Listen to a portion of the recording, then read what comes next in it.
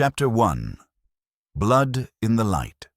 The storm tore across the Atlantic like a god in mourning. Waves crashed against the cliffs of Stormwatch Point with a violence that seemed deliberate, purposeful, as if the sea itself wanted to erase the tall, lonely lighthouse that defied it. Built on a narrow spit of granite just east of the Isles of Scilly, the lighthouse had stood since the reign of Queen Victoria. It had saved countless vessels from ruin, and tonight it watched one of its own fall to ruin within. Inside, a faint flicker of kerosene light danced along the curved inner walls of the cylindrical tower. The wind moaned through the seams. In the generator room, a steel-lined chamber 3 floors down from the beacon, Seamus Doyle stood staring at something his mind refused to accept. The light had gone out 5 minutes before midnight. And now, Edwin Greer, lead electrical engineer and one of the 3 men assigned to the autumn shift rotation, lay sprawled beside the humming backup coils, his face turned downward, his skull oddly misshapen. Blood pooled like dark oil beneath him. His right hand clutched a partially crumpled engineering diagram. The paper bore the title, Override Schematic, Fog Bell and Emergency Beacon. Wiring, Revermem 3. Seamus's throat felt lined with sand. "No," he whispered. No, this isn't." A voice behind him, clipped and quiet, answered, "I'm afraid it is." Inspector Hamish Kersey, tall and severe with iron-grey hair, stepped forward. In his right hand, he held a pocket torch. The beam of light passed across the room, Greer's pale knuckles, the torn paper, the dented corner of a tool chest. Kersey's gaze moved with surgical coldness. "He's been dead less than an hour," he said. "Dead?" Seamus's voice cracked. "You're a mechanic, Mr. Doyle. You know death when you see it." Doyle said nothing. The room seemed to press inward with the weight of silence. Then came a soft metal clank from above. The long iron chain of the spiral staircase swaying gently in the wind. Kersey turned toward it, gaze narrowing. Arthur Nettlecombe had arrived. Of the 3 lighthouse men, Nettlecombe was the oddest, a former naval cartographer who rarely spoke unless addressed directly. He stood now with one hand on the railing, his face shadowed in the lantern light. He did not step down. He only asked calmly, "Is he dead?" Kersey answered, "You'll remain in your quarters until we say otherwise." By morning, the storm had subsided, but the isolation remained. Stormwatch Point was reachable only by supply launch, and that too depended on weather. The nearest constabulary had sent for the commissioner, who in turn made a call no one expected to be answered. It was. When the launch returned at noon, it carried an unusual passenger. Small, compact, dressed with exaggerated elegance and possessed of an expression of precise amusement. He held a cane, though he hardly leaned upon it. His moustache, twin black commas, was groomed as if for a royal photograph. "Monsieur Poirot," said Commissioner Leach as he helped him off the dock, "you've arrived with rather miraculous speed." "I do not sail," Poirot replied, wincing slightly at the wet boards. "But I fly, and when the matter concerns a man found dead clutching a diagram and surrounded by electricity, I think perhaps it is a thing that may require a certain symmetry of thought." "You mean murder?" "I mean disorder, monsieur, and when I see disorder in such a precise place as a lighthouse, I grow curious." The crime scene had not been touched. Poirot insisted on solitude and silence as he examined the machinery room. He stood with gloved hands behind his back, leaning slightly forward to regard the torn paper in the dead man's grip. A schematic of emergency functions. Interesting, and yet... He knelt slightly, avoiding the blood. "What do you notice, Monsieur Poirot?" Kersey asked. Poirot's voice was thoughtful. "I notice that the paper is damp but not crumpled, which suggests it was taken suddenly but not fought over. I notice that the blood does not touch the man's left shoe. but does touch his sleeve, which suggests he was already leaning forward when struck. He turned to Kersey, eyes bright. And I noticed this. He gently lifted a thin brass chain from beside the body. A broken lanyard.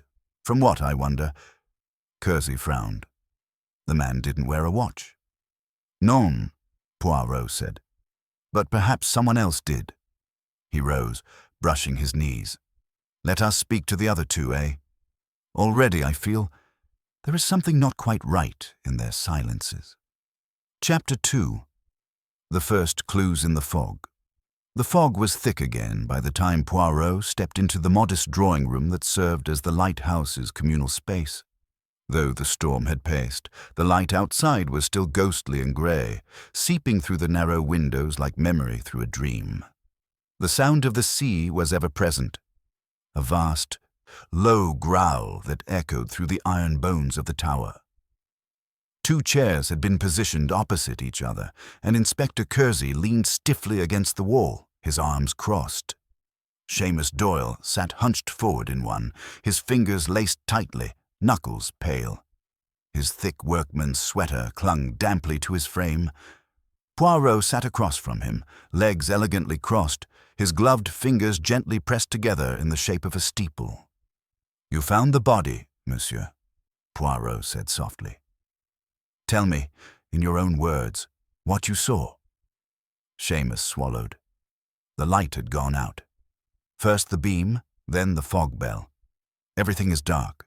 I thought it was the generator.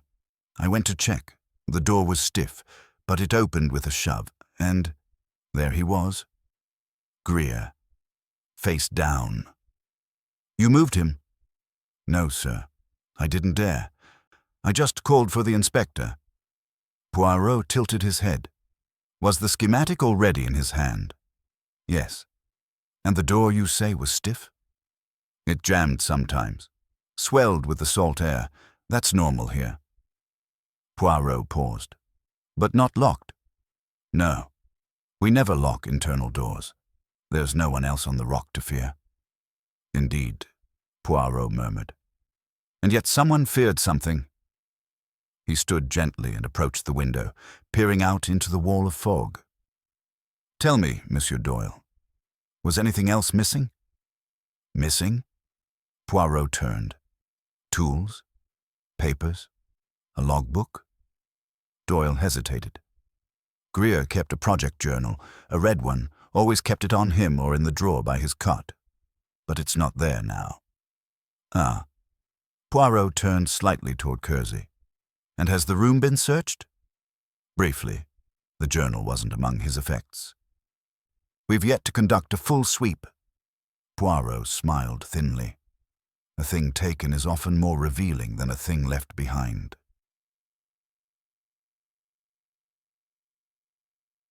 A few moments later, it was Arthur Nettlecomb's turn.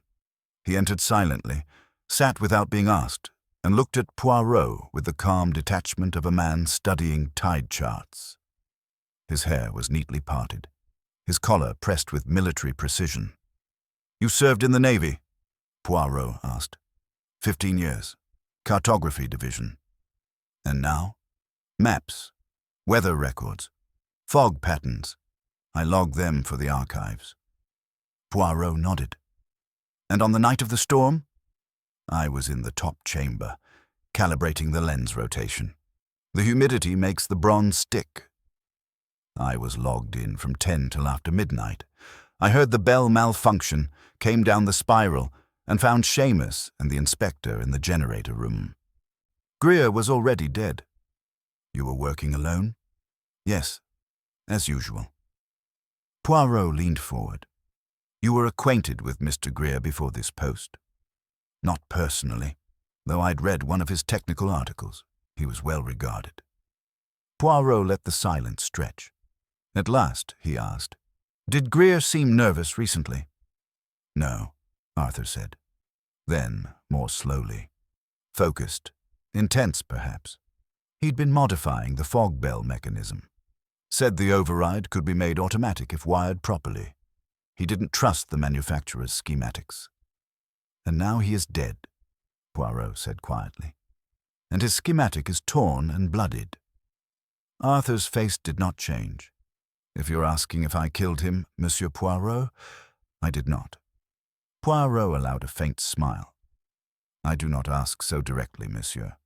Murderers often lie when asked plainly, but in detail. Ah, there they slip. Once Nettlecombe had gone, Poirot and Kersey stood alone in the generator room once more. Poirot kneeled beside the body again. "Regardez," he murmured. "This diagram. It is torn from a larger sheet. It has 2 staples, yes? But only 1 page. It was part of a full report, not a single loose sheet." Kersey frowned. "So someone took only the final schematic?" Poirot gently rolled the paper open further, and left only what they wanted found. "But look here," he pointed to the margin. Faint markings that looked almost like initials. E.G., and beneath that, something smudged but distinct. pH 3.1. Acid. Poirot blinked slowly. He stood and sniffed the air. "Do you smell it, mon ami?" "Smell what?" Poirot moved toward the generator casing. There, near the floor. A faint chemical trace. Not grease, not sea salt. Something acrid, almost medicinal. Kersey leaned in, frowning. "Like cleaning fluid? Or corrosion inhibitor? But not something one should spill near open wires." Poirot straightened. "It tells me one thing already." "What's that?" "That this murder was no accident of opportunity. Someone prepared, someone tampered, and someone knew enough of wiring to make it seem technical." He turned to the inspector. "We are not looking for someone with rage. We are looking for someone with precision." Chapter 3. The circle tightens. Fog curled once again around the tower like a serpent reclaiming its prey. In the faint light of late afternoon, Poirot stood at the narrow window of the Lighthouse's mess chamber, arms folded behind his back, watching the ghostly white tendrils drift past. He did not care for fog. It blurred detail, dulled instinct, and gave a false sense of concealment. But he knew that even in fog, a man left traces, if not with footsteps, then with contradictions. Behind him, the 3 remaining residents of Stormwatch Point sat in rigid silence. Seamus Doyle, still pale and tense. Arthur Nettlecombe, with a notebook on his lap he wasn't reading. And Inspector Kersey, who had joined them by Poirot's request. The room felt more like an interrogation chamber than a parlor. The tea on the sideboard sat untouched. Poirot turned at last, his eyes gently scanning the trio. "Messieurs," he began, "I asked you all to sit with me not for formal questions, not yet, but for understanding. You see, I am a student of behavior, of habits, of tensions, and of what a man reveals when trying so very hard to conceal." Arthur gave a faint scoff, but said nothing. Poirot stepped closer to the table. "There is a pattern forming in my mind, a design, much like the schematic that was torn from poor Monsieur Grier's notes. But unlike the schematic, this one cannot be destroyed. It lives in the mind, and the mind, mes amis, it remembers everything." Kersey cleared his throat.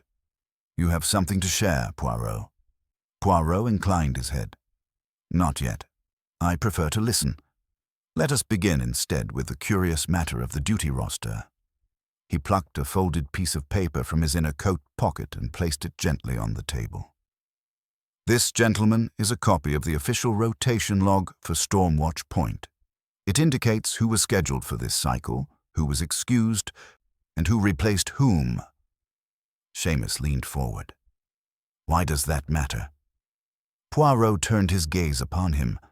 "Because you, Monsieur Doyle, were not originally meant to be here. Nor was Monsieur Grier."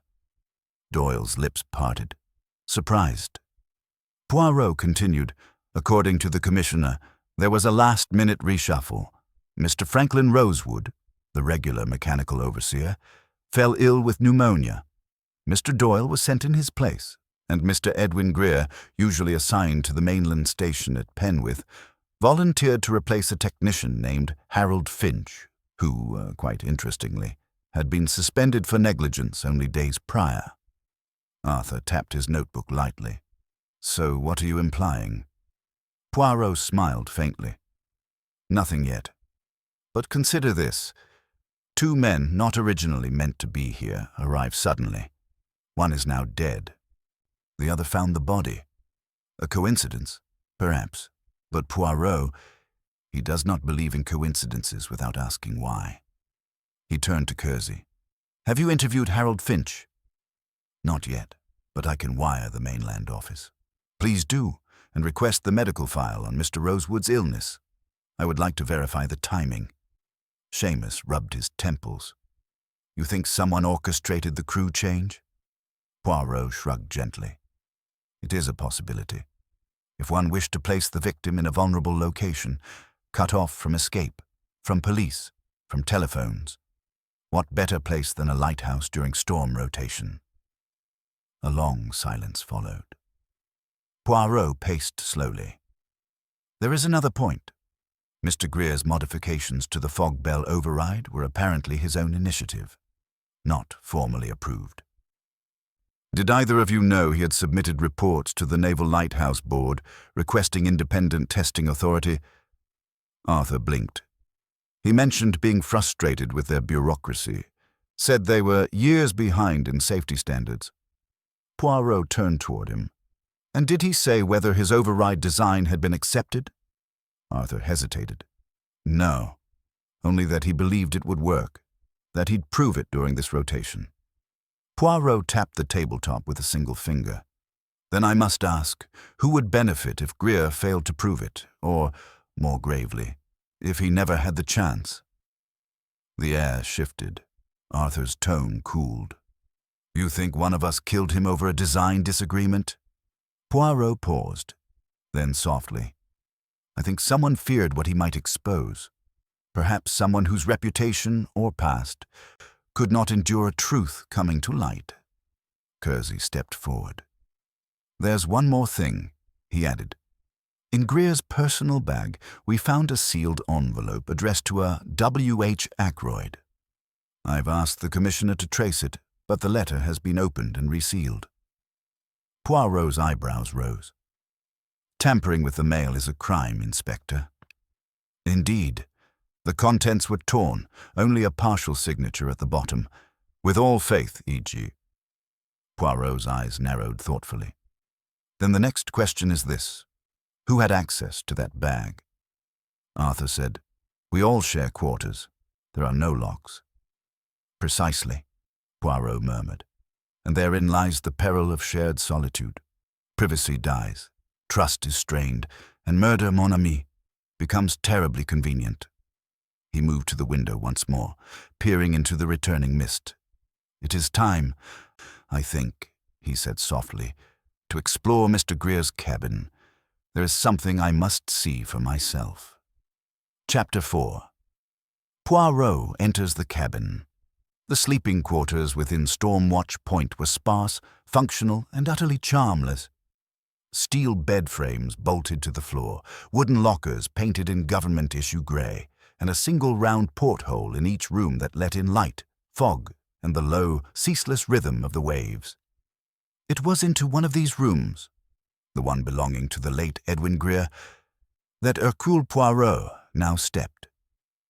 Inspector Kersey stood just inside the doorway, arms folded, his shoulders brushing the top of the doorframe. "We've gone through it already," he said. "Bag, locker, bedding, waste bin. Nothing of note. No red journal, no hidden documents. If it's here, it's very well hidden." Poirot smiled faintly. "Then let us see if the eye of Hercule Poirot sees differently." He began not with the bed or the locker, but with the walls. He moved slowly, observing their surface with deliberate interest, even running his gloved fingers along the wooden paneling above the bunk. He paused at a mounted shelf above the headboard where a small photograph frame stood, face down. Poirot gently lifted the frame and studied it. "No photograph," he murmured. The back was torn where the mounting pins had been pried apart. He looked at Kersey. Why would a man remove the photograph from his own frame and not replace it with another? Kersey shrugged. Could have fallen out. Poirot's gaze remained fixed. Or been taken. Greer may have kept something personal here, a reminder, or perhaps a warning. He set it down and moved to the locker. Its door creaked as he opened it, revealing neatly folded work trousers, a spare oilskin coat, and several field manuals on electrical systems. Most had marginal notes in Greer's meticulous handwriting. Voltage calculations, timestamps, small circuits sketched in shorthand. Poirot picked up the top manual and leafed through it. A slip of paper fell from between its pages. It was torn from a standard memo pad, lined faintly in blue. On it was a short note in Greer's hand. If anything happens, the vent knows the truth. Poirot raised an eyebrow. Ah, he said softly. Kersey peered over his shoulder. The vent? Poirot turned to the wall opposite the bed, to the floor-level iron grate where the sea air circulated. It was dark and narrow, and barely a few inches tall. Poirot knelt and examined it.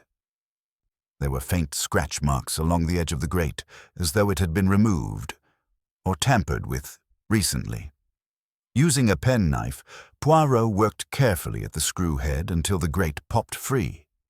Inside, he reached delicately, feeling along the metal interior, and then paused. His fingers had brushed against paper. He drew it out with care, a sealed envelope, curled with damp and dust. It bore no address, but across the flap was scrawled, "To be opened only if I vanish." Poirot did not open it. He simply looked at Kersey and said, "We shall deliver this to the Commissioner unopened, with a strict record of chain of custody. It may yet prove central." "Do you believe he knew he was in danger?" Kersey asked quietly. Poirot tapped the envelope. "I believe he feared the consequences of what he had discovered. And I believe he no longer trusted those closest to him." He stood and turned back toward the room. His gaze swept across it one last time. Then something caught his eye. Near the edge of the locker door, just above the latch, was a smudge. Poirot leaned closer. "Look here." The smudge was not grease, nor dust. It was a partial fingerprint, faint but distinct, left in what looked like a film of oil. Only the middle ridge pattern was clear, but Poirot did not need all 10 whirls to recognize the significance. "Did the inspector or Doyle handle this locker?" he asked. "No," said Kersey. "They stood back. I searched for it myself, with gloves. Then whoever opened it last did not."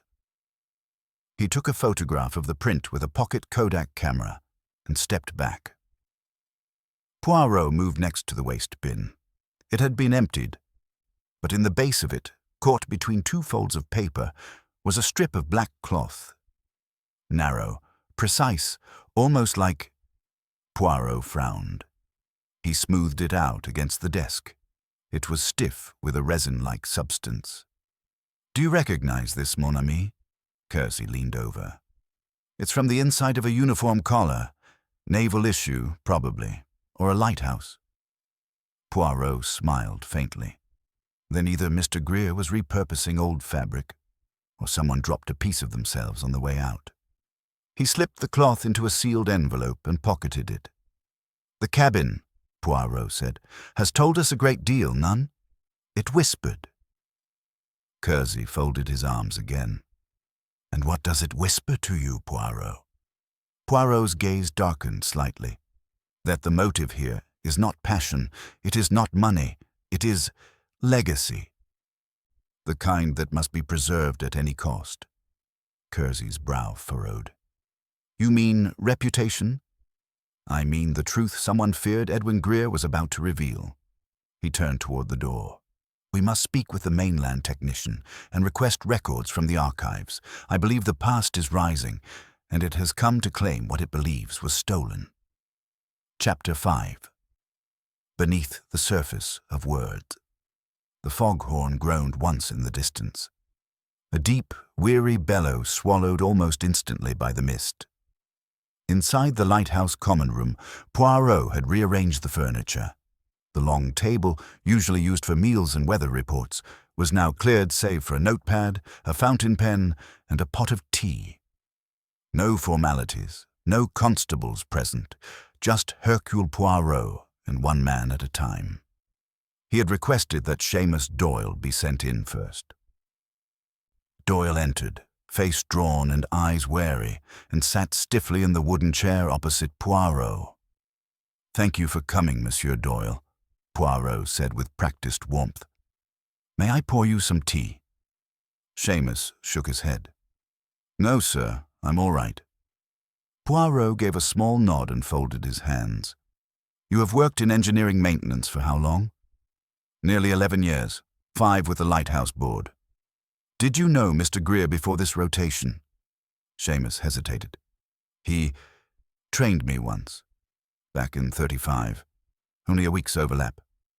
"You respected him?" "Aye, very much. He was precise and fair." Poirot leaned forward slightly. "And yet you argued, didn't you? 3 nights ago, just after supper."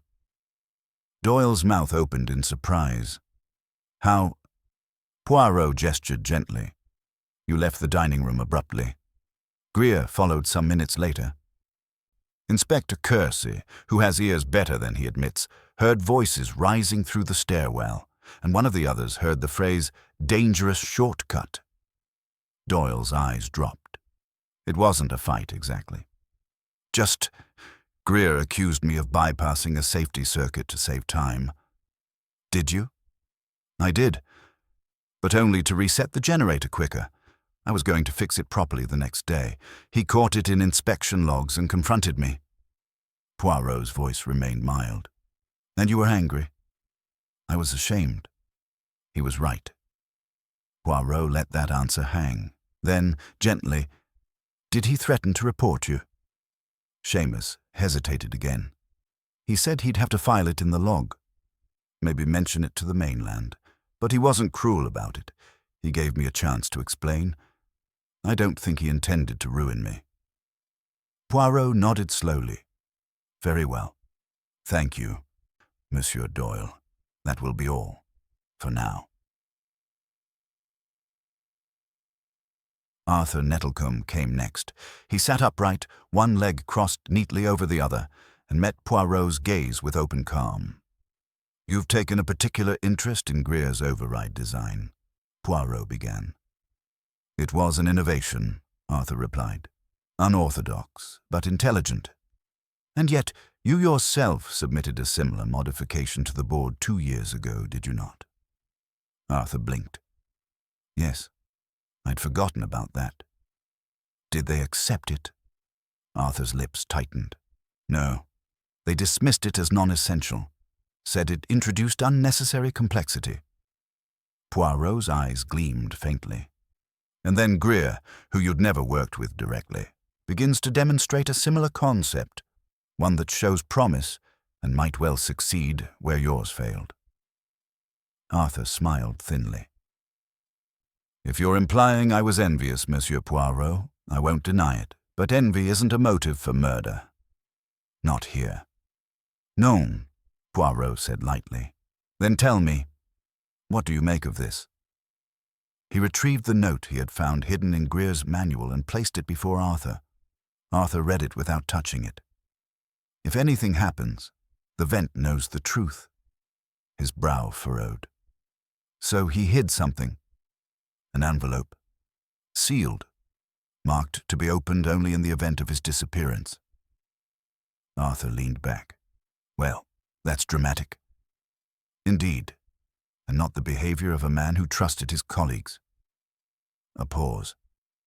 Then Poirot said quietly, "You mentioned on the first night that Greer was modifying the bell independently, that he distrusted the board's design. You stated it as if you had seen his work.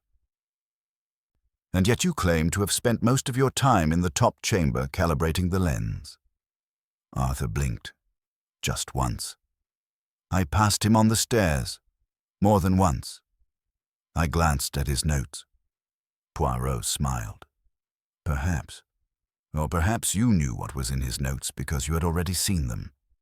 He let that sentence sit. Arthur did not rise to defend himself. Thank you, Monsieur Nettlecombe, Poirot said softly. I believe that will suffice. Once Arthur had gone, Inspector Kersey stepped back into the room. Well, he asked, did they tell you anything useful? Poirot was already packing his pen away. Neither lied, but both concealed. One out of guilt, the other out of calculation. You think Arthur's the type to kill? Poirot paused. I think Arthur is the type to wait, and to believe the world owes him correction. If Greer's success threatened his failed legacy... He did not finish. Kersey sighed. There's something else you ought to know. The weather relay from the mainland confirmed a communication attempt from Storm Watch Point the night of the murder. A shortwave signal was triggered, and then cut off. It never reached us. Poirot turned sharply. At what time? 12:17 a.m., 15 minutes after the fog bell died. Poirot's brow furrowed deeply. Then Greer may have been trying to send a warning, or a confession. He reached for his coat. One more interview, mon ami. The Lighthouse is not as sealed as it appears. Someone here feared being discovered, but someone else feared not being believed. Chapter 6.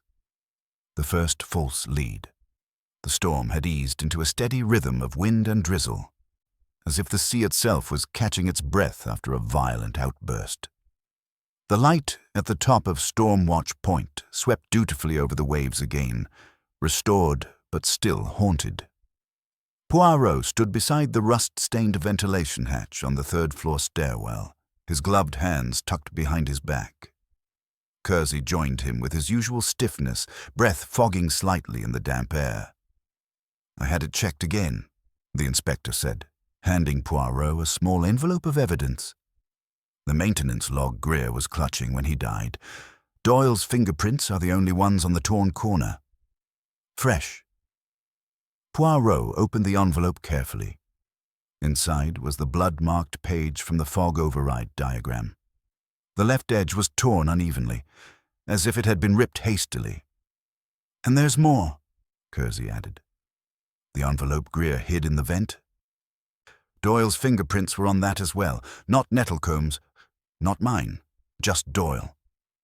Poirot said nothing for a moment, then calmly, You're preparing to arrest him.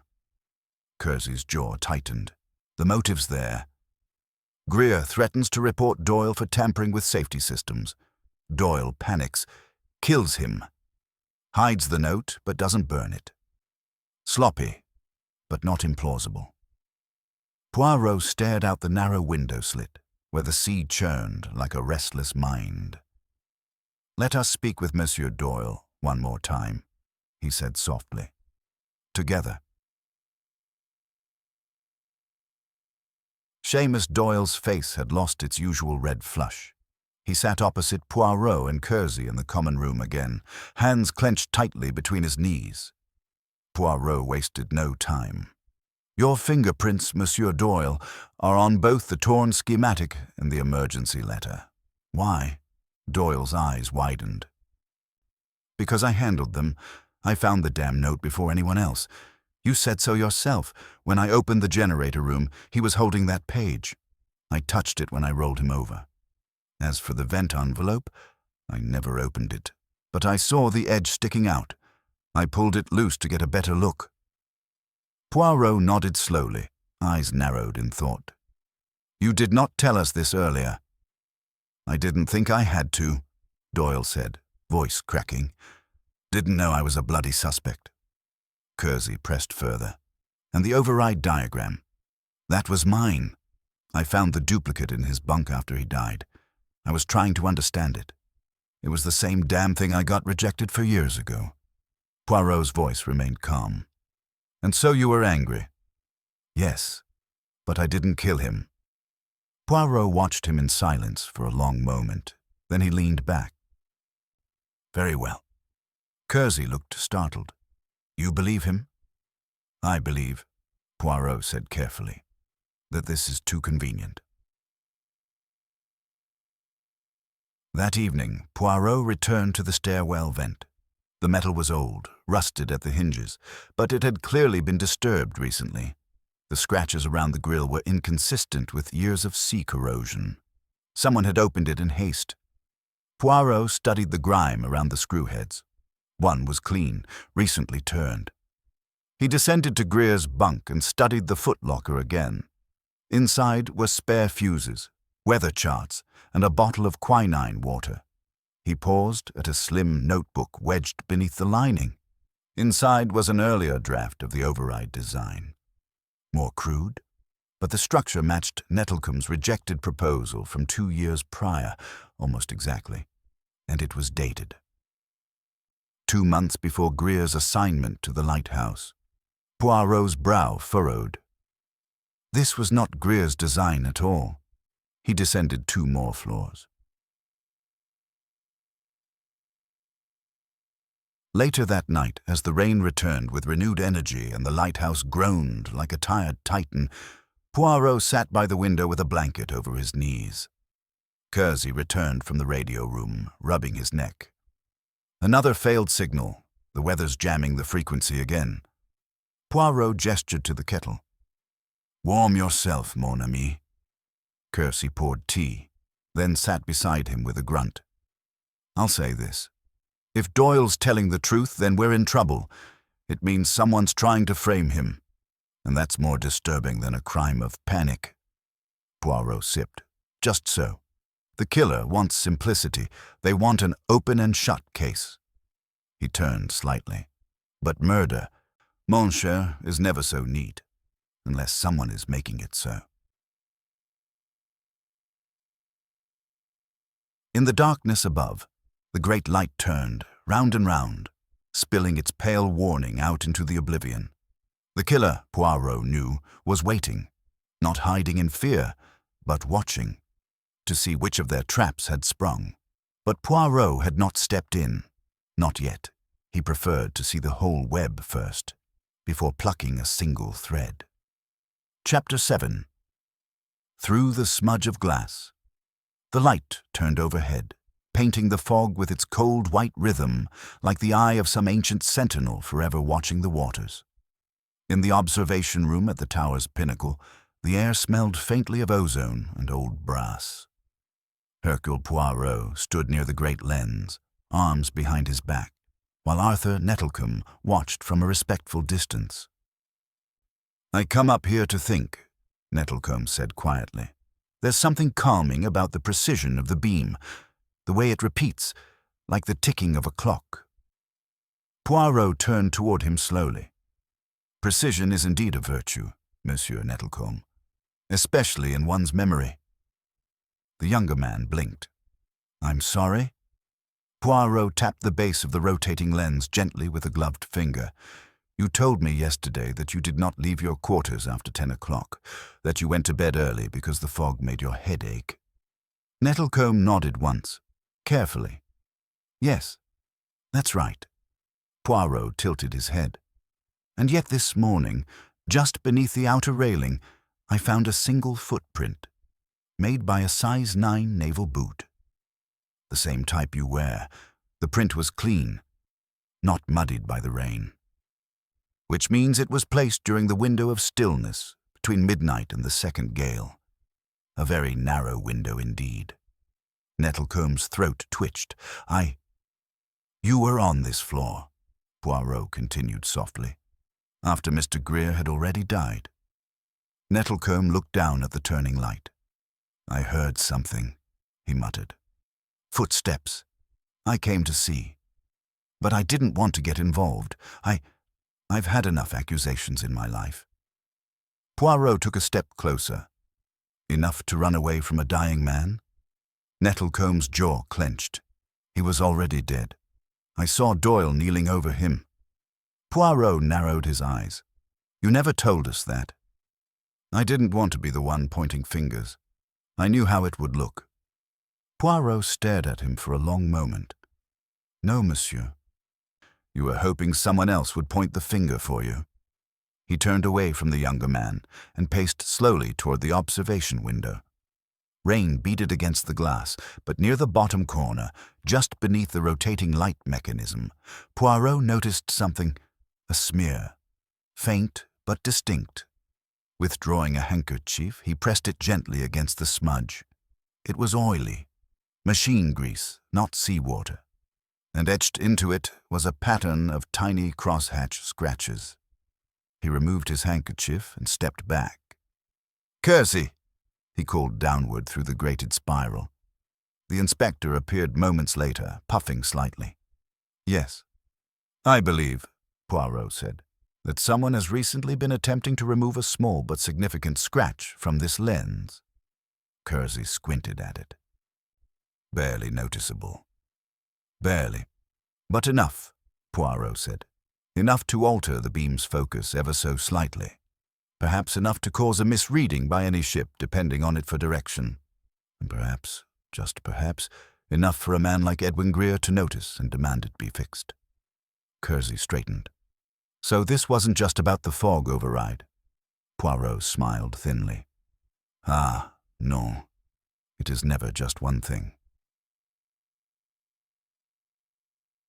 Back in the common room, the kettle hissed again. Doyle sat hunched in the corner with a blanket across his shoulders, his eyes fixed on the stove. Nettlecombe had returned to his quarters under quiet supervision. Poirot spoke softly to Kersey while stirring his tea. "Tell me, what do you know of Greer's financial affairs?" Kersey blinked. "Nothing suspicious? No debts? Small pension from a rail company before he trained with the Lighthouse board? Why?" Poirot sipped. "Because it occurs to me, monsieur, that tampering with the Lighthouse lens is not an act of private resentment, it is sabotage. And sabotage, like murder, requires a beneficiary." Kersey narrowed his eyes. "Someone wanted a ship to go astray. Or," Poirot said, "someone wanted the illusion of failure, to discredit the Lighthouse management, or perhaps to delay an arrival. But Greer discovered it, that much is clear. He looked toward the upper stairwell, and someone was desperate to silence him."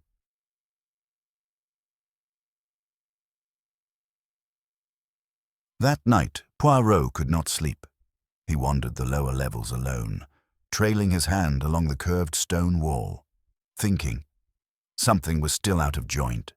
The note in the vent, the override diagram, the smeared lens. The boot print, but the clue he kept returning to, was the torn schematic in Greer's hand. It wasn't simply torn.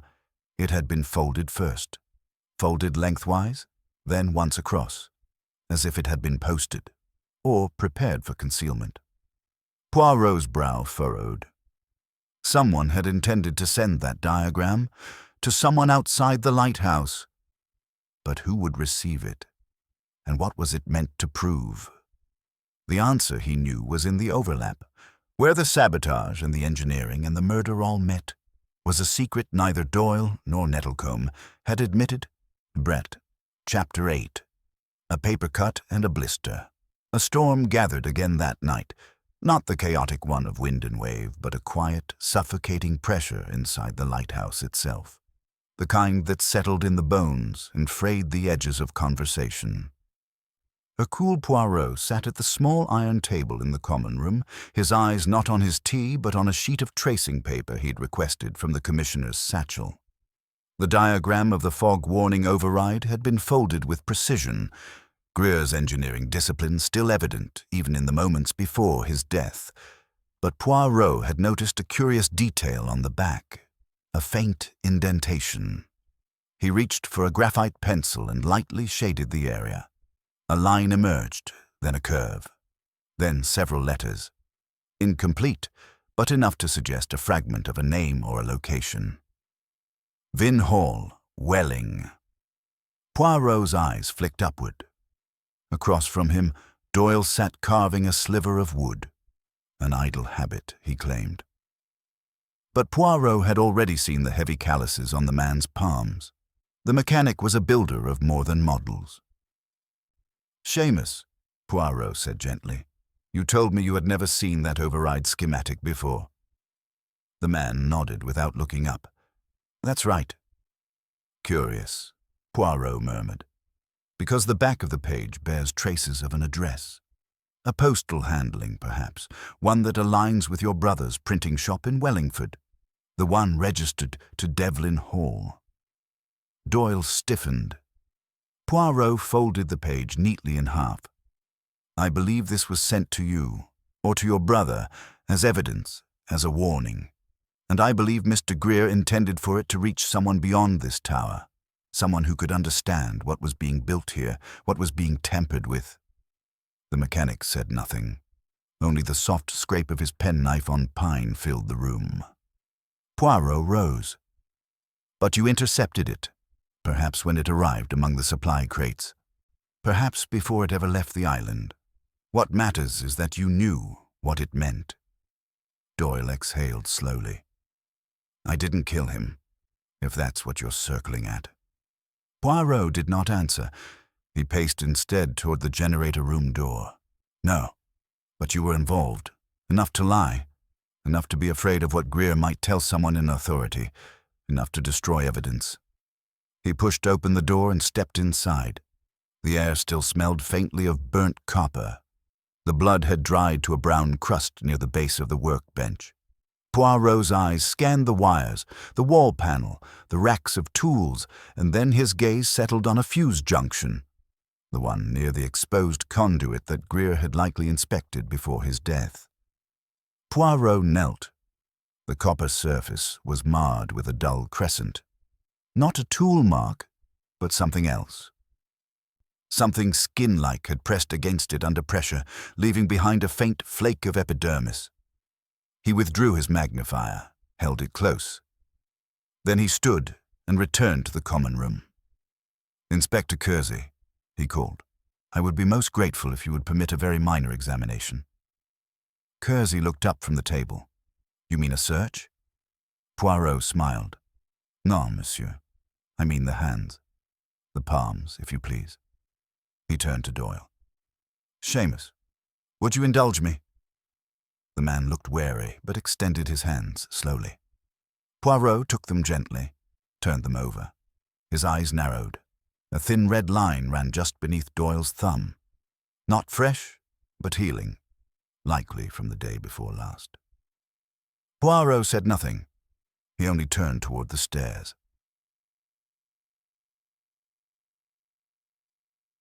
Upstairs, Poirot found Arthur Nettlecombe seated at his bunk, writing something in a small field notebook. The man looked up nervously. I'm not going anywhere, he said quickly. Poirot smiled. I would not dream of suggesting it. He sat on the edge of the bunk across from him. Monsieur Nettlecombe, Poirot said, did you ever sail the coast of Calais? Arthur blinked. Yes, years ago, during a channel mapping trial. Why? Poirot tilted his head. Because I once investigated a case where a falsified fog beacon nearly ran a French trawler into a reef, so the culprit used a distorted light relay. Very much like the one in your own tower's design. Arthur's lips parted. Poirot continued softly. Someone copied it here. Not to kill anyone, but to test whether the distortion would be detected. Arthur's hands fell into his lap. I didn't mean to hurt Greer, he said finally. I thought I could fix the beam before anyone noticed, but when he found the tampered lens, when he said he was going to report it to the mainland, I panicked. Poirot waited. I followed him, Arthur murmured. Down to the generator. I tried to reason with him. He was holding the schematic. He said he'd already written a letter. Poirot's voice was very quiet. You struck him. Arthur closed his eyes. No, he whispered. I tried to grab the paper, but he slipped. He hit the bench. I didn't mean for it to happen. Poirot said nothing for a moment. Then, and the blister on your palm? Arthur's eyes flicked toward his hand. Bandaged now. I grabbed the fuse housing when I fled. I didn't know it was live. The burn. Poirot nodded once. rising. "You understand, monsieur, I must report this, but I believe your guilt will weigh heavier than any punishment." Arthur nodded mutely.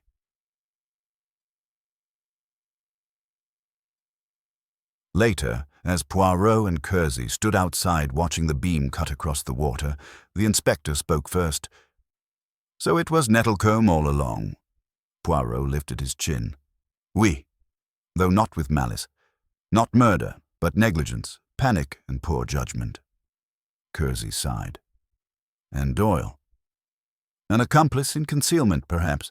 He will face his own reckoning." Poirot looked out into the sea. "But the real danger," he murmured, "was the silence. The things unsaid, that is always where the lighthouse fails." Chapter 9. The Keeper's Confession.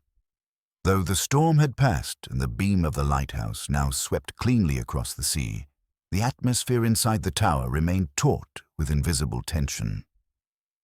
Hercule Poirot had not yet given his final word, and Inspector Kersey could sense it. Something in Poirot's manner still carried the air of an unresolved equation. They gathered in the dining room at Poirot's suggestion, the full remaining staff of the lighthouse, Doyle, Kersey, Nettlecombe, quietly guarded, and now finally summoned, the one man who had remained curiously peripheral throughout the inquiry. Ralph Halverson, the keeper. The man who knew every inch of the tower, who lived with its pulse, spoke its rhythms, and yet had managed to remain cloaked in stoic detachment. He entered last, brushing rain from his oilskin coat, and stood near the wall with his arms folded, a silent sentinel. Poirot rose from his seat slowly, taking his time to examine each face as if drawing an invisible web between them. "Mes amis," he began, "we have reached the part of the investigation where we must look not only at actions, but motives behind them, and more dangerously still, omissions." He turned to Doyle first. "You lied about the diagram, monsieur. You recognized it because it passed through your brother's hands. You feared it would connect you to the fog override, perhaps even to sabotage. But you did not kill Greer." Doyle looked down but gave no protest. Poirot stepped next to Arthur Nettlecombe. "You tampered with the mechanism, not with murderous intent, but to test a theory, yes? You were young, eager, perhaps foolish, but your actions caused panic, and Greer's death, accidental as it may have been, is your burden." Arthur sat stone-faced, offering only the shallowest nod, and then Poirot turned to Halverson. "Monsieur Halverson," he said gently, "you were not at your post the night Greer died." The keeper's jaw flexed slightly.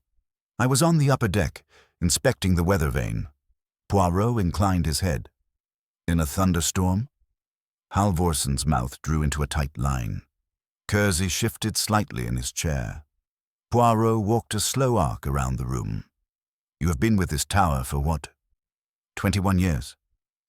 24, Halverson said quietly. 24, Poirot repeated, nodding. "And you never took a holiday, never left the island for more than 2 days at a time, never brought in a second assistant despite regulations. That is devotion, yes, but also possession." Halvorson's eyes narrowed. Poirot continued, voice softening. "Greer was new. He brought modernization, rewiring, new safety audits, even a remote access relay. It is my belief that you resented his changes. You viewed them not as improvements, but as threats." Halverson finally spoke. "That man didn't understand the sea. He treated this place like a machine, like something he could control." Poirot gently placed a hand on the back of a chair. "So when he discovered the tampering, when he told you he was going to report the override, you did not try to stop him, but you did nothing to help him either." The room held its breath. Poirot's voice dropped to a near whisper. "He fell.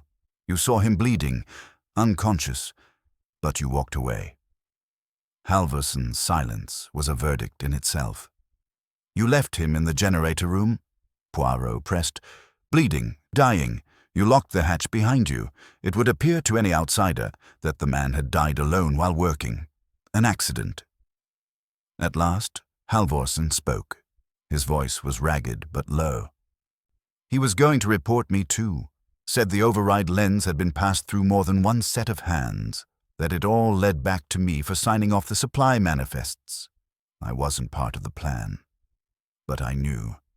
And if they pulled the lens from the array and traced it, he broke off. Poirot closed his eyes for a moment. It was not murder, but it was abandonment, and for a man in your position, Monsieur Halvorsen, it is the gravest betrayal of duty imaginable. Kersey stood up. Halvorsen made no protest as he was gently led from the room. Later that night, Poirot stood alone by the spiral window in the central stairwell. The fog had finally lifted, unveiling a horizon sharp as a blade. The sea no longer groaned with storm, but shimmered quietly in the moonlight. Inspector Kersey approached, hands in his coat pockets. You always knew it wasn't just one person, didn't you?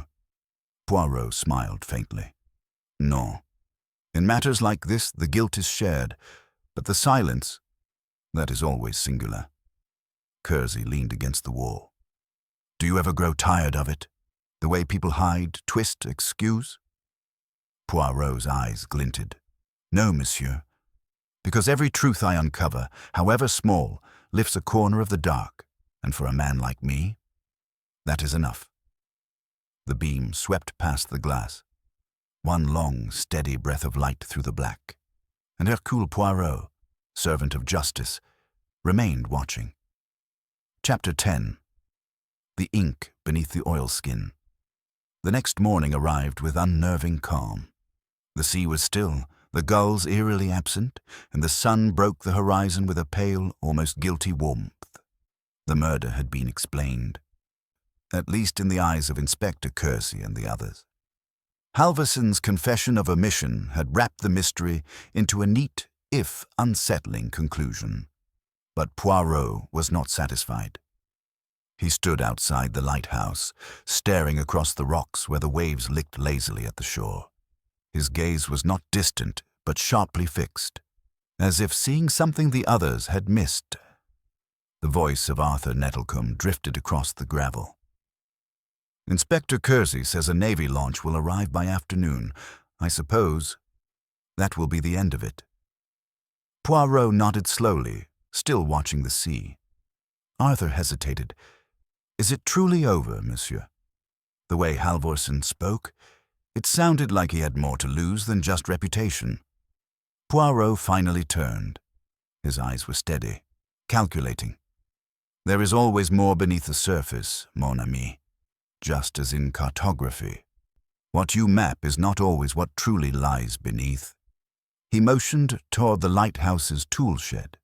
Come, there is one last thing I must see before we return to the mainland. The shed was cluttered with tools, thick ropes, copper coils, and rusted oil tins. But Poirot moved with precision, lifting aside a heavy canvas tarp near the back. Arthur helped, revealing a large weatherproof chest bolted to the floor. Greer's personal case, Arthur said. We assumed it only contained old schematics. Kersey skimmed it. Skimmed, Poirot murmured, but not studied. He knelt beside the chest, examining the locking mechanism.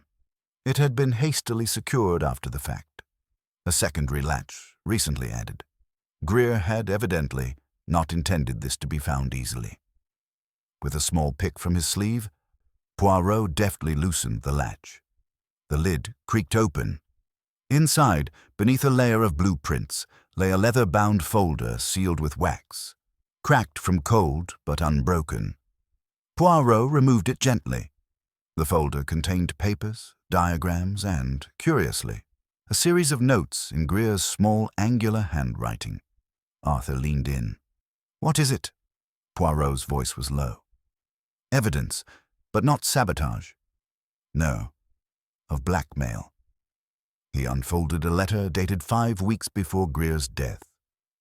To the keeper of Stormwatch Point, I write again, as I have written twice before. to make clear my intention. The fog override system is dangerous. Its clandestine installation, with parts diverted through unofficial supply chains, will soon be exposed. If you do not come forward, I will be forced to notify the Royal Naval Office. I do not seek to destroy your career, but I will not abide by a lighthouse that lies. E. Greer. Arthur went pale. He did try to warn them. Poirot's expression grew grave. Yes, and the response was silence. But Halverson was not the one being blackmailed. He was covering for someone else. Arthur blinked. Then who? Poirot reached beneath the folder, pulling out one final envelope. This one torn at the top. Inside was a faded photograph. 3 men on the lighthouse stairwell, smiling awkwardly. One of them was Halvorsen, one was Greer. The third was a younger man, eyes shaded, chin lifted. Poirot turned the photo over. On the back a scrawl of blue ink read, "To Seamus, from your brother, we've finally made it. E."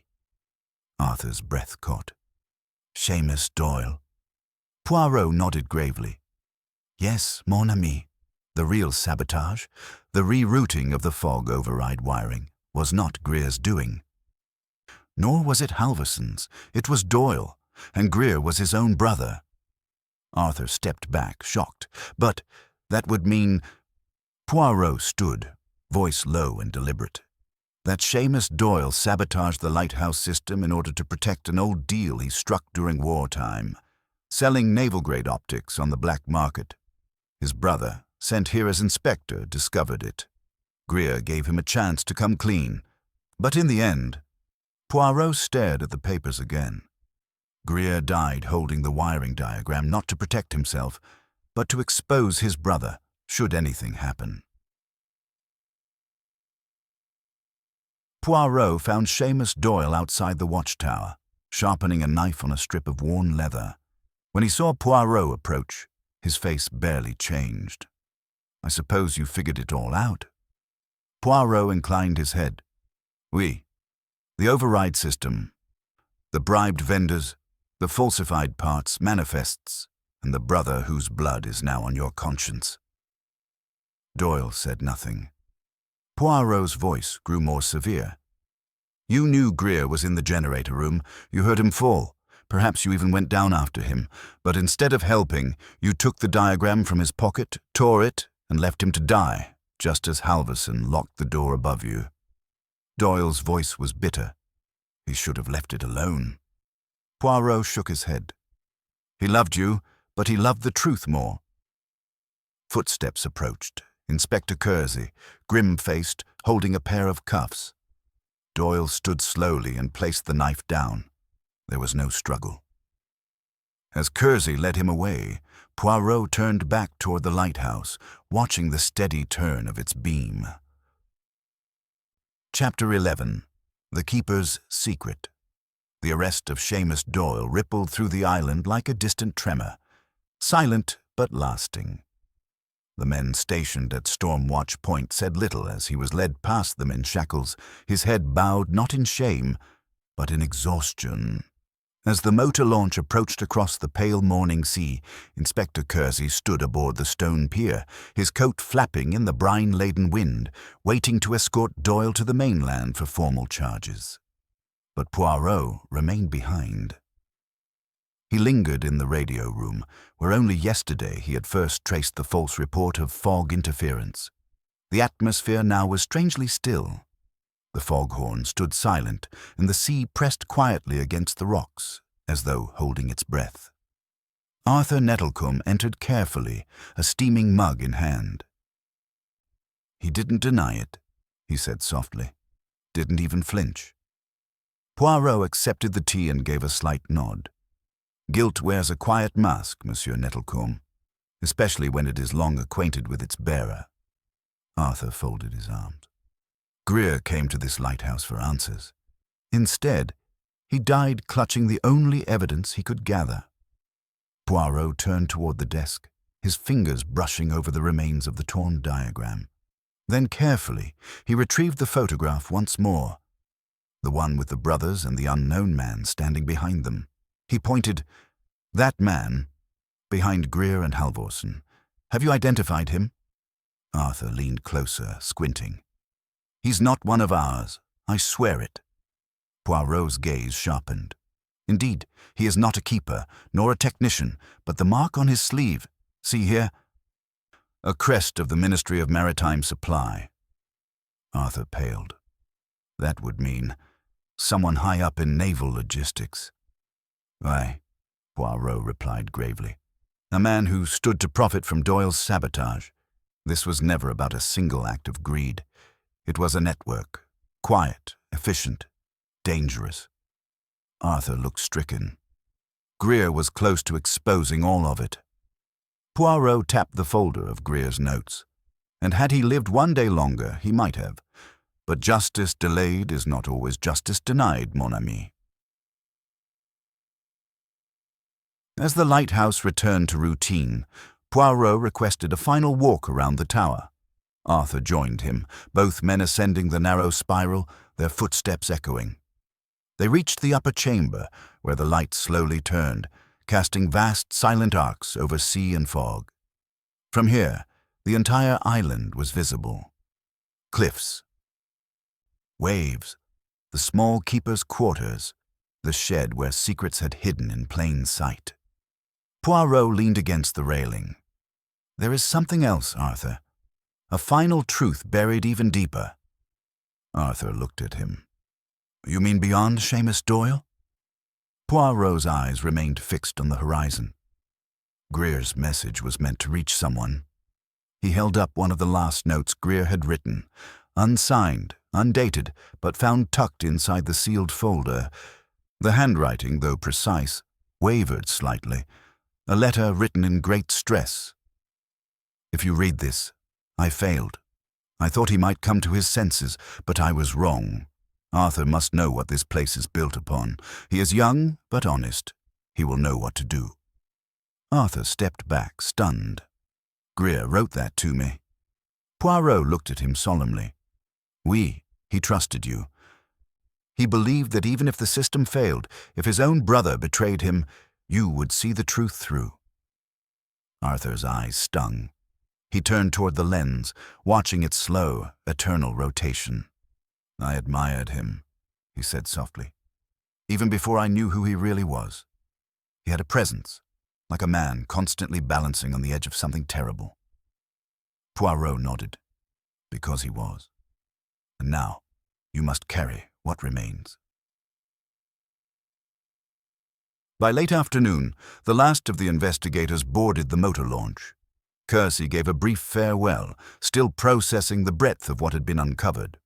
Poirot, with suitcase in hand, stood beside Arthur on the dock. "You are not yet finished here, Monsieur Nettlecombe," Poirot said, eyes twinkling with somber warmth.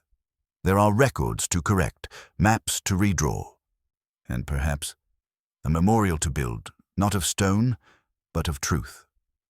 Arthur shook his hand firmly. "Thank you, Monsieur Poirot. I wouldn't have seen it without you." Poirot smiled faintly. "No, you saw it. You only needed help believing it." As the launch departed, Arthur remained standing on the stone pier, watching Poirot grow smaller in the distance, until only the lighthouse remained, tall and solemn behind him. That evening, alone in his cabin aboard the return ferry, Poirot reviewed his final notes by lamplight. He closed Greer's folder slowly, pressing it shut with care. Outside, the wind picked up, and the sound of distant waves whispered against the hull. Poirot murmured to himself, "In the end, even the most remote light reveals more than it hides." Chapter 12. The diagram decoded. Though Poirot had left Stormwatch Point behind, his thoughts clung to the island like mist upon the rocks. For days after his return to the mainland, the odd geometry of Greer Halvorsen's torn diagram lingered in his mind. A pattern, not of architecture, but intent. He knew it was unfinished, unspoken. And the dead, alas, are often the only ones who remember the truth in full. He sat now in the library of a quiet coastal hotel in Devon, a week after the arrest of Seamus Doyle. A fire crackled softly beside him. Outside, gulls drifted across the grey sea. Poirot had requested privacy, and he received it, for few patrons bothered the odd little Belgian with the waxed moustache who sat surrounded by charts and naval almanacs. Before him lay a photocopy of Greer's final notes, the torn schematic he had clutched as he died. The markings were still baffling to an untrained eye, lines intersecting at wrong angles, strange numerals at the corners, and a long curve like a rising wave. Poirot had studied it in solitude. He had traced each line with a pencil over and over, and now he was ready. He opened a rolled map of the British coast and laid the diagram atop it. Adjusting it slightly to scale, he placed Greer's curve over the inlet just west of Stormwatch Point. "Voila," he whispered. "It is not a building plan. It is a trajectory." He marked the lines. Each intersected not at the lighthouse, but a point in the sea, precisely 24 nautical miles south of the island. From there, an underwater trench dropped sharply. Naval charts labeled it simply the Bleeding Trough, a natural fissure in the ocean floor, deep enough to hide a submarine. Poirot sat back. This was not about sabotage to the lighthouse alone, he murmured. It was a signal station, a decoy, and beneath the waves, a ghost of wars past waits still. He flipped back through Greer's log. There, tucked near the end, were notations in shorthand. Black Heron. Hold 6 active. Sonar sweep declined. Operation mask intact. The codes, once meaningless, now seemed plain. The Ministry of Maritime Supply had indeed built more than foghorns. Poirot sent a wire that afternoon, not to the police, nor to the press, but to someone much quieter. A name only whispered in government corridors, Brigadier Lyndon Rain. 2 days later, a knock came at Poirot's suite. Rain was tall, pale, and wore civilian clothes that hung awkwardly on his military bearing. "You have caused a stir in some dusty rooms, Monsieur Poirot," he said after brief introductions. Poirot offered him tea, which was politely refused. "I wish merely to confirm what I suspect," Poirot said, folding his hands. That Stormwatch Point was not only a lighthouse, it was the northernmost node in a Cold War relay grid, designed to transmit encrypted sonar signals from submerged reconnaissance craft along the western seaboard. Rain remained still. "And that in 1947, Poirot continued, a vessel codenamed Black Heron disappeared while docked beneath that system, not due to storm nor sabotage, but due to betrayal." Rain's jaw tightened. That operation was sealed decades ago. Perhaps, but the dead care little for sealed files. Rain looked at him evenly. "What do you want, Poirot?" Poirot answered quietly. For Greer Halverson's name to be cleared, officially, publicly. Rain considered. That would involve exposing classified naval history. Poirot's gaze was unyielding. "Then expose it. The man died to uncover what your office buried. His brother died as well, and the man who profited from both, Seamus Doyle, now rots in a cell that barely contains the extent of his treason." Silence fell. At last, Rain spoke. "I can speak with the ministry. There may be a posthumous commendation. Quietly handled." Poirot shook his head. "No, the truth must be loud, even in death." 3 weeks later, a single-column headline ran in a modest naval journal. "Lighthouse Keeper posthumously honored for wartime service." It barely stirred the public, but to Arthur Nettlecombe, who received a private letter and the restored service record of Greer Halvorsen, it was everything. He framed it beside the lighthouse stairwell where all future keepers would pass it. Poirot, reading the news in his sitting room, allowed himself the smallest of smiles. Then, slowly, He turned to the final envelope Greer had hidden. It had arrived late, forwarded from the lighthouse. Inside was a second page of the diagram, never shown before. This one showed the inner workings of the beam mechanism. A note was scrawled beneath. Should the light ever fail, trust the shadow it leaves behind. Poirot leaned forward. There was still more to uncover. Chapter 13. The Keeper of the Light's Final Secret. The envelope that Poirot held in his hands was dry and brittle, its paper softened by time and salt air. The second half of Greer Halverson's diagram had arrived quietly, with no return address, no official seal, only a plain envelope with faded edges and a whisper of oil and seaweed. It had taken weeks to find its way to him. Poirot now unfolded it with the precision of a surgeon, each crease revealing a hidden fragment of the past. This page was different from the first. While the first diagram revealed an external trajectory, a map of where something had been aimed or perhaps retrieved, this one detailed the lighthouse's internal anatomy. Here, the spiral of the staircase was precise, the lens room marked clearly, and at the base of the tower, outlined with heavy graphite strokes, was something most unusual, a panel behind the maintenance hatch, labeled simply as Op Chamber, Aegis Code Locked. Poirot leaned closer. His eyes followed the sketched wiring that connected the beacon lens with a mechanism labeled Shadow Calibration. The note at the bottom, written in Greer's tight-pressured hand, read, "Should the light ever fail, trust the shadow it leaves behind." He read it again. Poirot stood abruptly. "It is not a metaphor," he said aloud. "It is literal. The key is in the light's absence."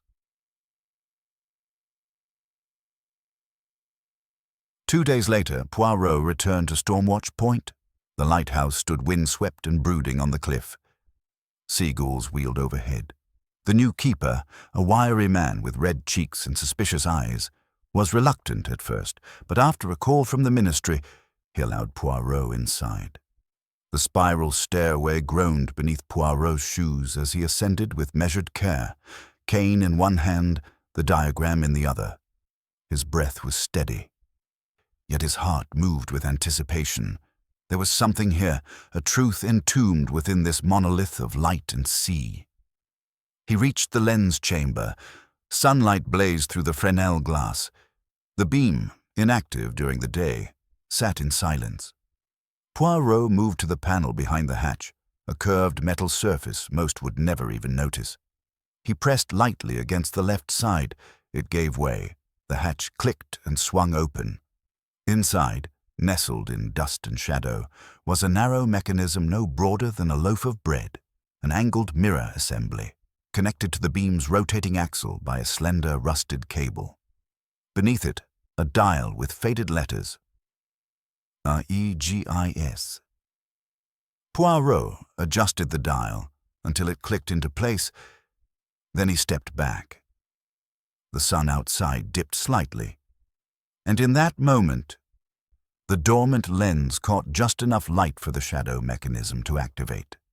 The angled mirror tilted and cast a faint, razor-sharp silhouette across the interior wall. A shadowed map emerged in negative relief, a constellation of islands and trenches, dots and codes. Poirot blinked. "C'est incroyable," he whispered. It was not a beam of light alone that the lighthouse once transmitted. It had been a signaling device, a reflector that, during wartime blackouts, cast coded shadow maps onto receiving vessels using the beam's exact oscillation. The mechanism would only align once every lunar cycle, and only if reset precisely. A design meant to evade detection. He took out his pocket notebook. With great care, he sketched the shadow pattern, tracing each dot, line, and coordinate. The pattern pointed again to the bleeding trough, but more specifically now, to a hatch at its north edge. A vessel had not just disappeared down there. One had been sealed in. Poirot exhaled slowly. "Greer, mon ami, you are sending out a warning, not a memory." That evening, Poirot returned to the mainland and made a quiet call. By midnight, divers from a discreet naval branch were dispatched to the trough. 3 days later, a report returned to him. Diver access confirmed. At 84 meters, reinforced steel doors were located, rusted but intact. Behind them, a submerged chamber sealed with blast rivets. The hull bears the code, BH6. Black heron was found. Inside were not bodies, but crates, equipment, records, artifacts, and something else. A device never publicly disclosed, listed only as Project Minos in Cold War logs. Its purpose? To intercept and replicate encrypted Soviet transmissions. Greer had found it, and he had died trying to reveal it.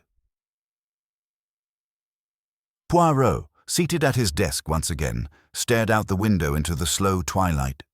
The sea beyond seemed calm now, as if the ghosts below had been momentarily appeased. He opened Greer's journal one last time. The final page was blank, except for a penciled sentence near the bottom. Even in blindness, the light leaves its echo. Poirot closed the book. The diagram, at last, had spoken. Chapter 14. The man who never returned from Echo Bay. Storms rolled in that week, lashing the coast with a wild fury as though the sea itself resented what had been uncovered in its depths. Poirot, however, remained at Winmere Inn, quietly piecing together the implications of what Project Minos represented and why Greer Halvorsen had died with only half the diagram in his pocket. He was not yet satisfied. No, not yet. The crate contents from BH6 had been transferred to a secure facility.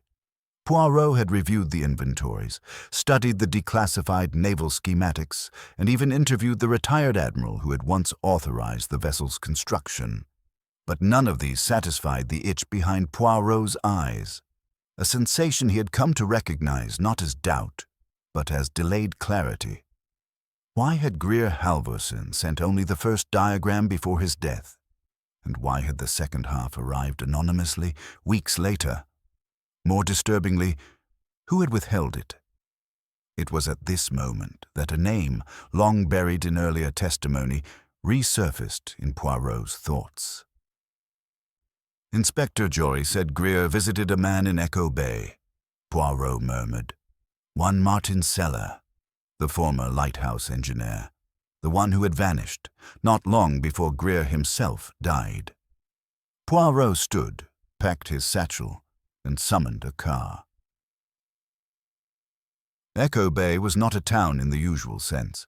A cluster of rotting piers, 3 houses perched like vultures on the ridge, and a shoreline littered with the carcasses of fishing boats long surrendered to time.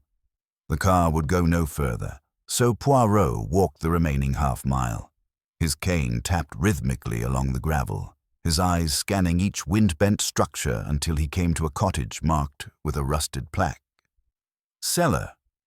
A man answered the door, not Martin Seller, but a younger man with pale eyes and a wary jaw. Lucas Seller, he introduced curtly. My father's not here. Poirot studied him. Your father was the one who rewired the Lighthouse lens in '61, yes? The same year the project Minos began field testing. Lucas hesitated. His grip on the doorknob tightened. He's dead, he said finally. Tide took him out 6 months ago. They found his skiff on the rocks, empty.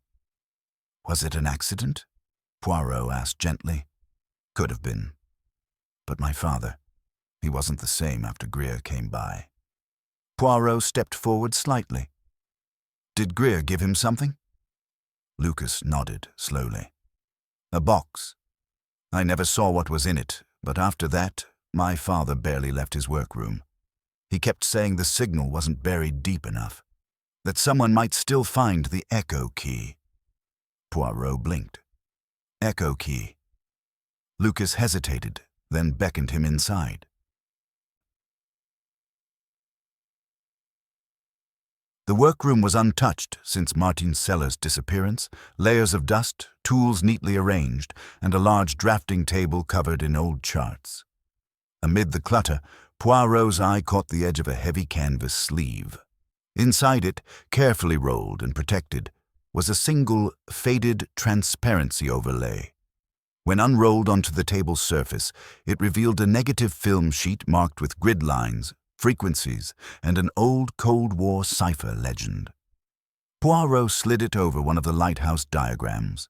The grid snapped into place perfectly, illuminating not just the path to BH6, but also a secondary pattern, one tied to echo signatures, not light. Greer was trying to activate a second signal, Poirot said quietly. An acoustic one, something you would need sonar to hear, a redundancy in case the light's path was severed. He turned to Lucas. Did your father speak of any equipment? Something to receive the echo? Lucas rummaged through a nearby drawer and returned with a palm-sized device, shaped like a metronome, but with dials and a rusted wire antenna. He called it a resonator, said it would click when aligned with the source. I don't know if it works. Poirot took the device in both hands. This was no mere light-based transmission. Greer had buried two messages, one in shadow, one in sound. Together, they composed the full map of BH6's location, access protocol, and perhaps more. Poirot turned the dial slowly, hearing a faint tick, then a second. The device was still active. That night, back in his room, Poirot laid the transparency over the map recovered from the lighthouse's shadow. Where they aligned, they formed a symbol not unlike an old naval anchor, but with one branch jagged and broken.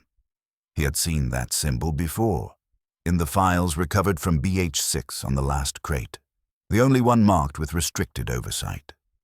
Inside that crate had been a cylinder, sealed in lead, etched with inscriptions not in code, but in a language no modern navy used. Not military, Poirot now realized. Linguistics. Something ancient, something Greer, and perhaps even Seller, had tried to keep hidden until the right hands could decipher it. A language no longer spoken aloud, but echoed across time and waves. Poirot sat back, folding his hands, deep in thought. What Greer unearthed might not have been a weapon or a spy tool. It might have been a warning. Chapter 15. The Crate That Was Never Logged.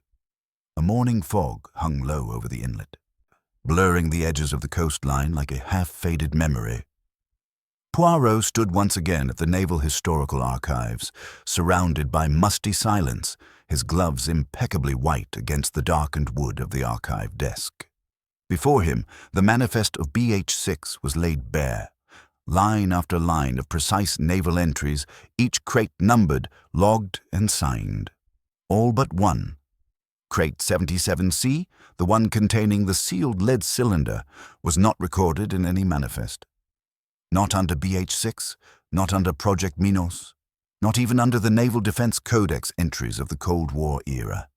And yet Poirot had seen it with his own eyes. A crate with no chain of custody, no origin, no record of being recovered from the ocean floor. Only a symbol, a broken anchor, and a warning etched along its rim in a looping, serpentine script. He was not alone in the reading room. Dr. Maher.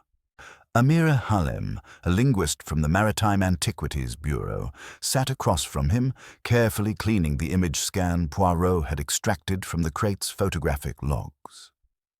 "You're correct," she said softly. "This isn't military code. It's not even modern. The script is derived from Linear A, but altered. Older, darker. A ritual dialect, possibly Phoenician-influenced, though far more elaborate." Poirot watched her fingers trace the curving glyphs. "It reads more like a litany," she continued. "Not technical information. Repeated invocations. This one here, Anem Ka Turoth, appears 3 times. Poirot leaned in, eyes narrowing. "And the meaning?" Amira exhaled. "Difficult, but the root Ka is tied to boundaries or seals. Anem might be a keeper or ward, and Turoth perhaps a name or a title. Poirot's brow furrowed. A keeper, a seal. A memory returned. Greer's letter to the naval historian just days before his death. It ended with the phrase, "If the sea forgets the name, the land must not." It sounded poetic then. Now it sounded like instruction. Back at the Windermere Inn, Poirot spread out his notes beneath the soft yellow glow of the reading lamp. The two diagrams, the light path and the echo key, interlocked into a lattice of coordinates and shifting variables, which, when calculated using the overlay grid, produced a new set of latitude-longitude points. But the location it marked was not where BH6 had been recovered. It was further inland. Poirot double-checked the coordinates, a glacial cavern complex carved into the cliffs above Killerton Sound. Abandoned since the 1950s, once used by a private weather research station. Poirot's expression sharpened. If Crate 77C had never been logged, if it had been retrieved and not recovered, then perhaps the crate had not come from the sea at all, but had instead been hidden in the sea, with the whole naval story serving as a cover. And if Greer had found it, perhaps someone had killed him not to keep him from discovering the truth, but to stop him from unsealing it.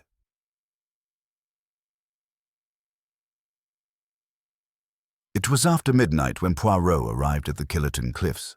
A constable from the local garrison met him there, armed with a generator light and a weathered map of the cavern system.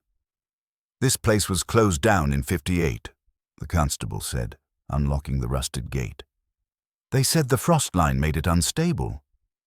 Poirot descended carefully, his cane clicking against the slick stone. The air was thick with moisture, and the silence rang louder than any wind. They passed broken observation consoles, dripping pipes, and a chamber filled with long-dead weather instruments. And then they found it. A large vault door, half frozen and marked with the same broken anchor that had appeared on the unlogged crate.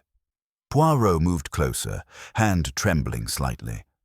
Along the rim of the door, the same inscription, Unem Turoth, bound beneath the sea, not to awaken.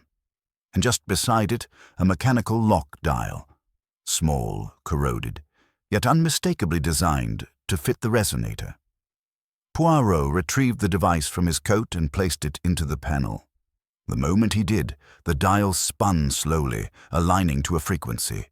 A click echoed through the cavern, then another, and the door began to open, not outward, not inward, but downward, into the floor, as though it were never meant to let something in, but to let something out. Poirot stepped back, a chill crawling up his spine. He did not yet know what lay below, but he now understood the diagram had never been a map to treasure. It was a containment diagram, a last defense against what had once been buried, beneath light, beneath sea, beneath time. Something Greer Halvorsen had found, and something someone else might now want to wake. Chapter 16. Beneath the vault, the whispering air. As the vault door continued its silent descent into the stone, Poirot stood perfectly still, his breath suspended, his little grey cells thrumming in the quiet. The air had shifted, not just in temperature or pressure, but in quality, an imperceptible murmur, as though the very rock beneath them now breathed. The constable took a cautious step forward. "Sir, should we wait for backup?" Poirot gave a small, deliberate shake of the head. "No. Whoever sealed this meant for it to stay sealed forever. And if that is no longer the case, then delay only increases danger." With slow precision, he stepped over the threshold and descended the newly revealed stairway. The walls were smooth, bored not by pickaxe but by some mechanical auger, perhaps decades old. Along the curve of the tunnel, faint etchings began to appear, lines, spirals, and mathematical sigils. But what struck Poirot most was the increasing presence of mirrored surfaces embedded along the corridor like deliberate sentinels, half opaque, finely polished, subtly distorted. "They reflect without light," Poirot murmured, touching one. His own image stared back, wavy and faintly fractured. A surveillance design, but not one of modern origin. The constable behind him shifted uneasily. "Sir, these aren't military. This is something else." Poirot's eyes narrowed. "Oui, this is not a defense. It is a ritual." The tunnel ended in a chamber that bloomed outward like the inside of a seashell, layered, spiraling, faintly iridescent. The center of the chamber housed a dais of basalt stone, encircled by rings of etched copper. Atop it stood a second cylinder, larger than the one in Crate 77C, but forged of the same lead alloy. Symbols scrawled across its surface matched those on the resonator device, and beside it, scattered across the chamber floor, were remnants of a naval expedition team.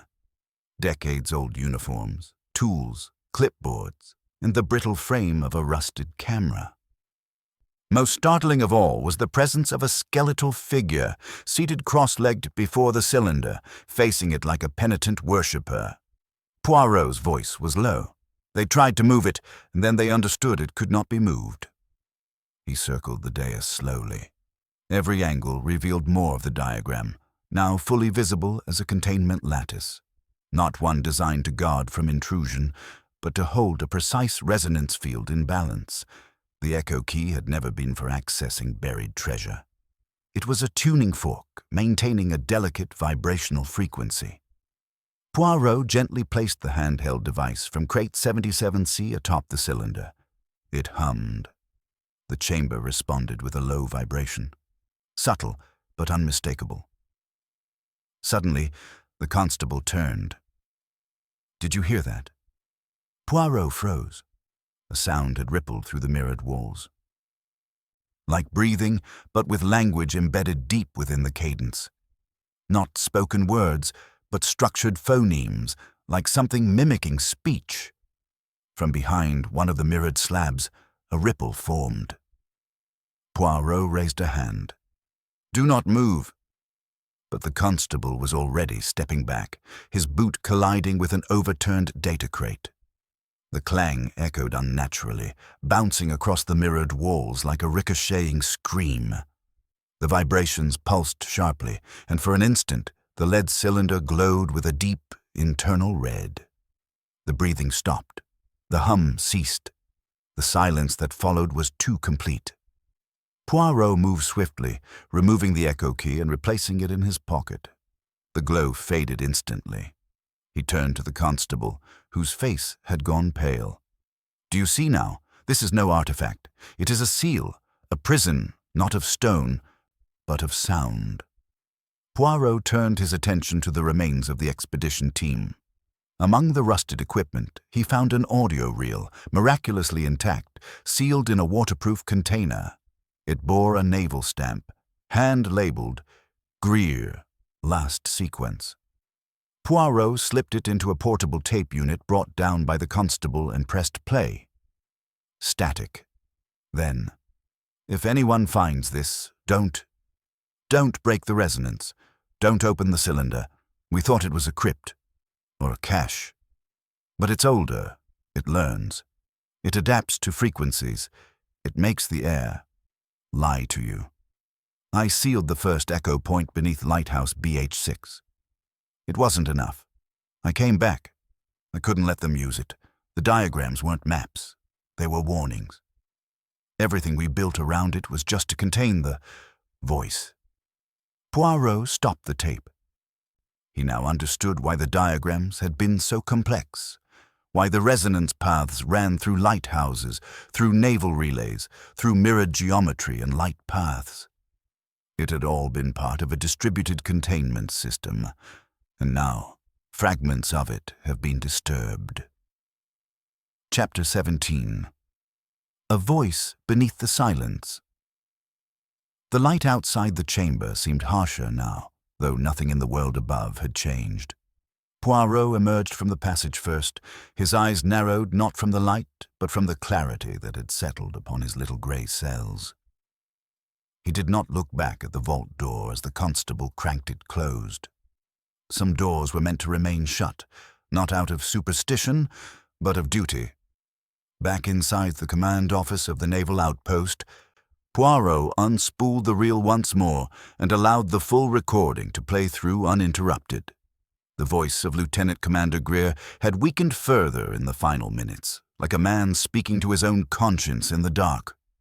They think it's a machine, but it's not. Not entirely. It has no origin we can place. Not Sith. Not Rakatan. Nothing known. It didn't speak until we powered it. Then it began to mimic. First sonar pings, then voices. Ours, but out of order. Poirot tilted his head. The imitation of language. The recombination of sound. Not an entity in the classic sense, but a construct of understanding. It absorbs, not for malice, but for echo. It is a cathedral built of voices. He turned toward the diagram on the wall, now fully reconstructed with Greer's materials and Poirot's adjustments. The overlapping arcs no longer appeared as random crisscrosses of geometry. They formed an immense resonant loop, spanning from Lighthouse BH6 to other long decommissioned relay towers, from undersea listening posts to derelict weather stations. This was not one lighthouse, Poirot said softly, almost reverently. This was an orchestra of containment harmonics, and they knew the score. The constable, rubbing his arms, tried to remain composed. Sir, I don't think this is just a local matter anymore. If those stations were taken offline. Poirot turned, his voice suddenly sharper. That is precisely the danger. Whoever recently accessed the Greer vault, perhaps without full knowledge, may have unbalanced the containment. Not maliciously? No, but carelessly. He paced to the side panel. Where a naval terminal flickered with erratic activity, he typed in the last known coordinates of the lighthouses marked in red. Most showed a flat line. One blinked amber. It was the Faroe station off the Aegean Trench. Last visited in 1982, now submerged entirely beneath shifting tectonic plates. Poirot's finger tapped against the terminal. This will be the next pressure point. It is like an old clock, missing its pendulum. The chamber we entered today was only the central weight, but these others, they form the movement. The constable hesitated.